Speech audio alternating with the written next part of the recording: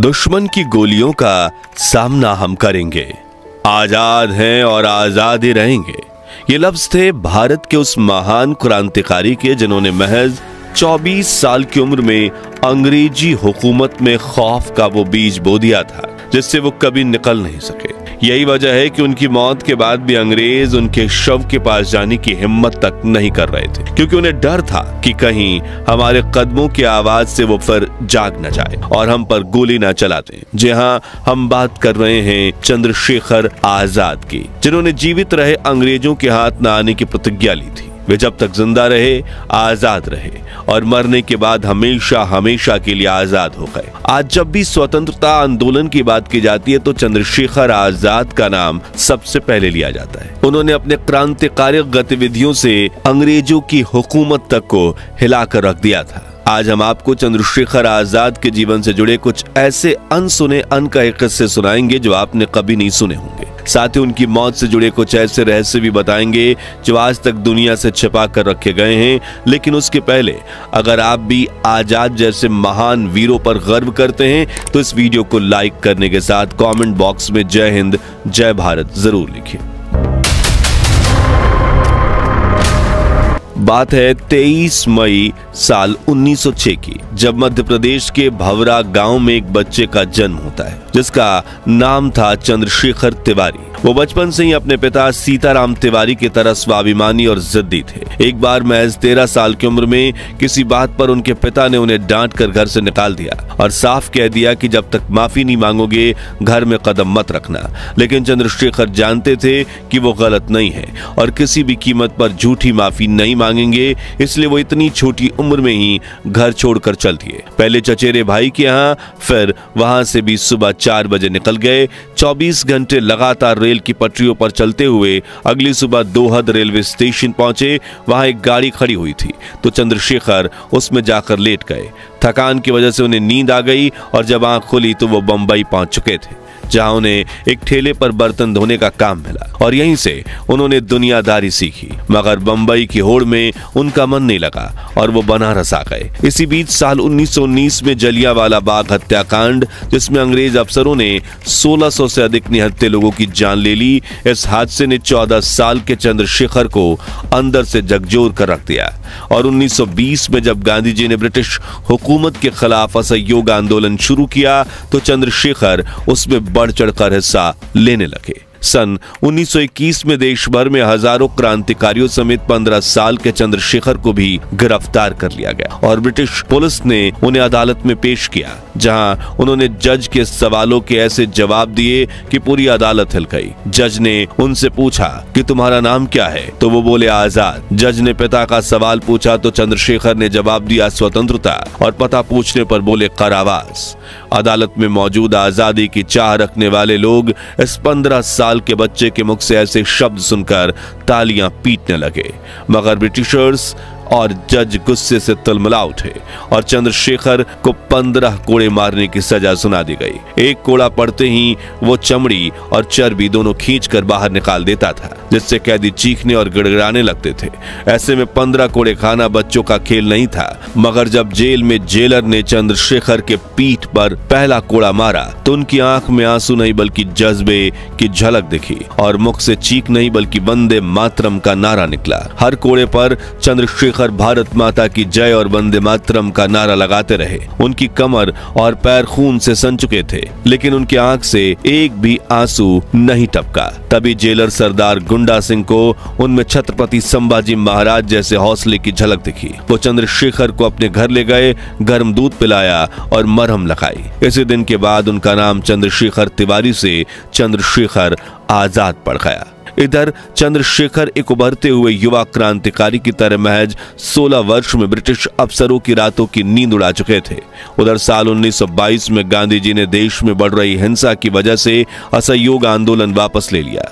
जिससे चंद्रशेखर को गहरा धक्का लगा और यहां से उन्होंने गांधी जी का साथ छोड़कर आजादी की जंग में दूसरे रास्ते पर चलने का फैसला किया। कुछ समय बाद उनकी मुलाकात राम प्रसाद बिस्मिल और अशफाकुल्लाह खान जैसे फ्रीडम फाइटर्स से हुई। उन दिनों राम प्रसाद बिस्मिल हिंदुस्तान रिपब्लिक एसोसिएशन के संस्थापक हुआ करते थे। आजाद का अदालत वाला किस्सा सुनकर उनके रोंगटे खड़े हो गए और उन्होंने आजाद को HRA में शामिल कर लिया। यहाँ आजाद को फंड इकट्ठा करने का काम सौंपा गया, जो ज्यादातर ब्रिटिशर्स के सामान चोरी करके किया जाता था। उन्होंने ब्रिटिशर्स को खूब लूटा और एक बार उन्होंने चलती ट्रेन से सबसे बड़ी लूट करने का प्लान बनाया, जो किस्सा आजादी के इतिहास में काकोरी कांड से दर्ज है। बात है साल 1925 की, जब HRA ने ब्रिटिश खजाने को लूटने का फैसला किया ताकि उससे क्रांति की लड़ाई को आगे बढ़ाया जा सके। ये सिर्फ डकैती नहीं थी, ये ब्रिटिश हुकूमत को सीधा चैलेंज था। प्लान पूरी तरह से फूल प्रूफ था। ट्रेन का टाइम, लोकेशन, तिजोरी की जानकारी, सब कुछ तय था। 8 डाउन पैसेंजर ट्रेन में अलग अलग डिब्बों में HRA के क्रांतिकारी सवार थे।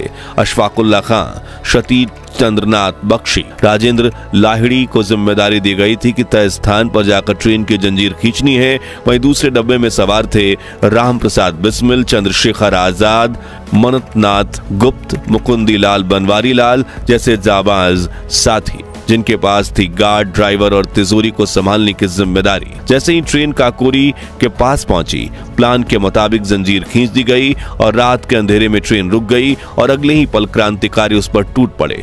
गार्ड और ड्राइवर को पकड़कर नीचे लिटा दिया गया और फिर टारगेट थी ट्रेन की तिजोरी। लोहे का वो भारी तिजोरी जो अंग्रेजों के खजाने से भरी हुई थी, उसे ट्रेन से नीचे गिराया गया और हथौड़ों और छेनी से तोड़ने की कोशिश होने लगी।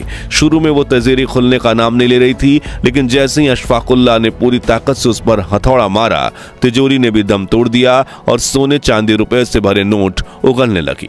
खजाना मिल चुका था, लेकिन अब उन्हें जल्दी करना था। रुपयों को गठरी में बांधा गया और सभी क्रांतिकारी अंधेरे में गायब हो गए। कोई पैदल, कोई साइकिल से लखनऊ की ओर बढ़ गया। शहर में घुसते ही खजाना सुरक्षित स्थान पर रख दिया गया। उन लोगों के ठहरने के जो ठिकाने पहले से तय थे, वो वहां चले गए, लेकिन चंद्रशेखर आजाद ने वो रात एक पार्क में ही बैठकर बिता दी और सुबह और अखबारों में खबर गूंज उठी। काकोरी के पास सनसनीखेज डकैती, ब्रिटिश हुकूमत दहल उठी। क्रांतिकारियों ने सीधे ब्रिटिश ट्रेजरी को लूटा था और वो भी बिना किसी खून खराबे के। अगले 47 दिन तक पूरे उत्तर प्रदेश में ब्रिटिश अफसरों की हलचल तेज हो गई। जगह जगह छापे पड़े और गिरफ्तारियां शुरू की गईं। कई साथी पकड़े गए, 4 को फांसी की सजा दी गई, कुछ को काला पानी और बाकी को लंबी कैद। लेकिन एक नाम था जो ब्रिटिश पुलिस की पकड़ में कभी नहीं आया, चंद्रशेखर आजाद। वो हर बार अपनी चालाकी और बहादुरी से उनके जाल से निकल जाते और यहीं से वो बन गए अंग्रेजों की नजर में सबसे खतरनाक बागी, जिसे पकड़ना अब इम्पॉसिबल था। साल 1928 में पूरे देश में अंग्रेजी हुकूमत का जमकर विरोध हो रहा था। ऐसे ही एक विरोध प्रदर्शन में अंग्रेजों ने लाठी चार्ज कर दी, जिसमें महान क्रांतिकारी लाला लाजपत राय की मौत हो गई। उनकी मौत का बदला लेने के लिए चंद्रशेखर आजाद ने भगत सिंह और राजगुरु के साथ मिलकर अंग्रेज DSP जॉन सॉन्डर्स की हत्या का प्लान बनाया और उसमें सफल भी हुए। जिसके बाद चंद्रशेखर आजाद ने आगरा में बम बनाने का कारखाना शुरू किया। और आपको ये जानकर आश्चर्य होगा कि भगत सिंह और बटुकेश्वर दत्त ने 8 अप्रैल 1929 को असेंबली पर जो बम फेंका था, वो बम आजाद ने ही बनाया था। इस घटना के बाद भगत सिंह को गिरफ्तार कर लिया गया। अंग्रेजी अदालत में उन्हें फांसी की सजा सुना दी गई और अपने क्रांतिकारी मित्र भगत सिंह, राजगुरु और सुखदेव को मिली फांसी की सजा को कम करने के लिए आजाद ने काफी प्रयत्न किए। उन्होंने दुर्गा भाभी को गांधी जी से बात करने के लिए भेजा, लेकिन गांधी जी ने कहा दोषियों को सजा मिलनी चाहिए, क्योंकि वो आजाद और भगत सिंह की क्रांतिकारी विचारधारा का विरोध करते थे। इधर ब्रिटिश हुकूमत आजाद को ढूंढने की जद्दोजहद में लगी हुई थी। उनके ऊपर 5000 रुपए का इनाम भी रखा गया, लेकिन उन्हें ढूंढना नामुमकिन था, क्योंकि ब्रिटिशर्स के पास उनकी एक तस्वीर तक नहीं थी। क्योंकि आजाद अपनी तस्वीर खिंचवाने में यकीन नहीं करते थे, इसलिए तो आज हमारे पास उनकी एक सिर्फ तस्वीर तस्वीर है और वो भी उनके मित्र क्रांतिकारी रुद्र नारायण सिंह ने धोखे से खींची थी। समय चलता रहा, फिर आया 1931। देश में आजादी की जंग अपने चरम पर थी और चंद्रशेखर आजाद उस आग के सबसे जिंदा शोले बन चुके थे। इसी दौरान उन्होंने इलाहाबाद के आनंद भवन में एक गुप्त मुलाकात की गांधी जी के प्रिय मित्र जवाहरलाल नेहरू से।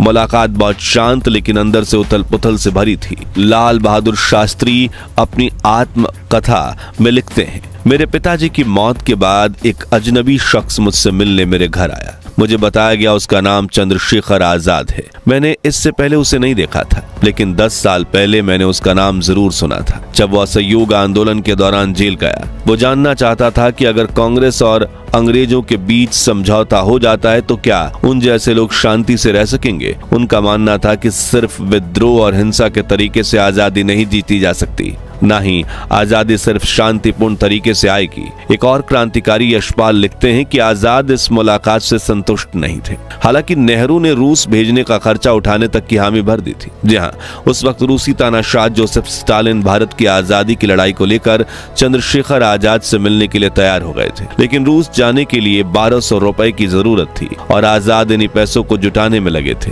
लेकिन किस्मत को शायद कुछ और ही मंजूर था। नेहरू के साथ मुलाकात के कुछ ही दिन बाद 27 फरवरी 1931 की सुबह चंद्रशेखर आजाद अपने साथी सुखदेव राज के साथ इलाहाबाद के अल्फ्रेड पार्क में एक पेड़ के नीचे बैठे रणनीति पर चर्चा कर रहे थे। तभी एक मोटर कार आकर पार्क में रुकी। उसमें थे अंग्रेज अफसर नॉट बावर और 2 सादी वर्दी में सिपाही। शक की नजर से देखते हुए अफसर ने सवाल दागा, who are you, What are you doing here? Azad के हाथ पिस्तौल पर जा चुके थे। जवाब में गोली चली। एक तरफ से आजाद, दूसरी तरफ से अंग्रेज अफसर। पहली गोली आजाद के जांग में लगी, लेकिन उन्होंने जवाब में नॉट बाबा के कंधे में गोली दाग दी। सुखदेव राज ने आजाद की ओर देखा तो वो मुस्कुराकर बोले, मुझे गोली लगी है, तुम निकल जाओ, क्रांति जिंदा रहनी चाहिए। सुखदेव वहां से भागे, साइकिल छीनी, चंद्रप्रेस गए और गायब हो गए। पार्क में रह गए सिर्फ आजाद, अकेले, घायल लेकिन डटे हुए। अंग्रेज सिपाही इधर उधर छिपे हुए थे और आजाद पेड़ की ओट में हर आवाज पर गोली चला रहे थे। एक गोली डीएसपी वीरेश्वर सिंह के जबड़े पर जा लगी, दूसरी अफसर के कार के दरवाजे में। आजाद की पिस्तौल अब भी गरज रही थी, लेकिन शरीर अब जवाब दे रहा था।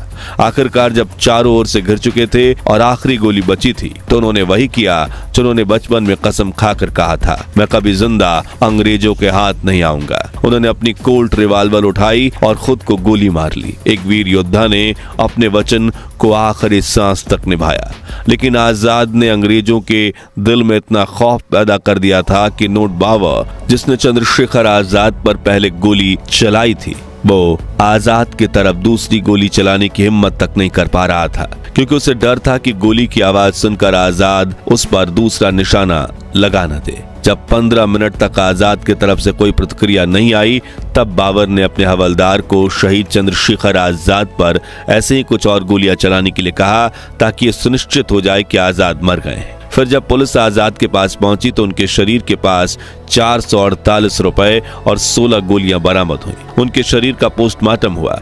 उनके पैर, जांग, फेफड़ा और सिर में गोली लगी थी। पोस्टमार्टम रिपोर्ट में साफ लिखा था कि कोई इंसान इतना साहसी कैसे हो सकता है जो इतनी गोलियां झेल कर भी लड़ता रहे। जब शहर में यह खबर फैली कि चंद्रशेखर आजाद शहीद हो गए, इलाहाबाद विश्वविद्यालय, छात्र, हिंदू हॉस्टल, प्रेस, सड़कों और गलियों में सिर्फ एक ही नाम गूंज रहा था, वंदे मातरम। चंद्रशेखर आजाद अमर रहे। उनकी अस्थियां जब तख्त पर रखी गई तो शहर में जुलूस निकाला गया तो लोग फूल बरसाते जा रहे थे। कमला नेहरू और पुरुषोत्तम दास टंडन जैसे बड़े नेता इस अंतिम विदाई में शामिल हुए और उस दिन पूरा शहर ठहर गया। स्कूल, दुकानें, दफ्तर सब बंद रहे, क्योंकि उस दिन हर तरफ सिर्फ एक ही पाठ पढ़ाया जा रहा था कि असल बलिदान क्या होता है। और चंद्रशेखर आजाद की शहादत के बाद देश में स्वतंत्रता आंदोलन की अलग ही चिंगारी भड़क उठी, जिसने ब्रिटिश हुकूमत की नींव को हिलाकर रख दिया। इलाहाबाद के अल्फ्रेड पार्क में जिस पेड़ के नीचे आजाद ने आखिरी सांस ली थी, अगले ही दिन वहां श्रद्धालुओं की भीड़ उमड़ने लगी। कोई फूल चढ़ा रहा था, कोई दीपक जला रहा था, तो कोई बस उस जमीन को निहार रहा था। मानवीरता की आखिरी सांसें वहां अब भी गूंज रही हो। वो जामुन का पेड़, वो मिट्टी, वो खून के धब्बे सब आजादी के प्रतीक बन चुके थे। लेकिन अंग्रेजी हुकूमत ये बर्दाश्त नहीं कर सकी। उन्हें डर था कि यह जगह एक दिन क्रांतिकारियों का मंदिर बन जाएगी, इसलिए उन्होंने एक और कार्यता दिखाई और रातों रात उस पेड़ को जड़ से कटवा दिया और जमीन समतल कर दी ताकि कोई पहचान बाकी न रहे। वो जामुन का पेड़ जिसकी छांव में आजाद ने अपनी आखिरी गोली चलाई थी, उसकी लकड़ी को लॉरी में भरकर कहीं दूर फिकवा दिया गया। लेकिन आजाद के चाहने वालों ने दोबारा उसी जगह पर एक पेड़ लगाया और आजादी के बाद अल्फ्रेड पार्क का नाम बदलकर आजाद पार्क कर दिया गया। वहीं आजाद ने जिस पिस्तौल से खुद को गोली मारी थी उसका नाम उन्होंने ममतूल बुखारा रखा था और आज भी इलाहाबाद के म्यूजियम में वो रखी हुई है। तो दोस्तों, अगर उस दिन चंद्रशेखर आजाद अंग्रेजों के हाथ ना लगते तो क्या भारत की स्वतंत्रता का चैप्टर अलग तरीके से लिखा जाता? क्या हमारा देश 10 साल पहले ही आजाद हो जाता? अपनी राय हमें कमेंट में बताइए। उम्मीद है आपको ये वीडियो पसंद आया होगा।